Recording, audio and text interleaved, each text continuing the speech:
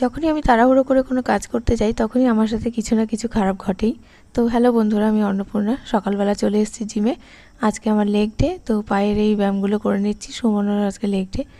তো এরপর বাড়ি যাব, বাড়ি গিয়ে রান্নাবান্না করবো। আর আজকের ওয়েদারটা কেমন বৃষ্টি বৃষ্টি, মনে হচ্ছে বাড়ি যাওয়ার আগেই বৃষ্টি নেমে আসবে। তো দেখো বাড়ি চলে এসেছি, ব্যালকানিতে বসে আছি আর এদিকে বৃষ্টি শুরু হয়ে গেছে ঝিরঝির করে। বেশ মেঘলা মেঘলা ভালোই লাগছে, মনে হচ্ছে যেন খিচুড়ি খাই খিচুড়ি খাই।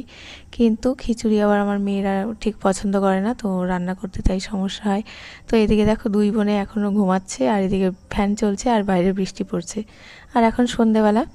দেখো আমি তাড়াহুড়ো করে এই ড্রেসটা পরে সেদিন ভাবছিলাম কৃষ্ণনগরে যাব, কিন্তু রেডি হওয়ার পরে আমি যে নেল পালিশ পরতে গেছি আর নেল পালিশের কৌটোটা হাত থেকে পড়ে গিয়ে পুরো আমার সাদা জামাটা লাল হয়ে গেছিলো। তো অনেক কষ্টে নেল রিমুভার দিয়ে আজকে এটা ক্লিন করে কেচে দিয়েছি। তো তারপরে ভাবলাম পরি একবার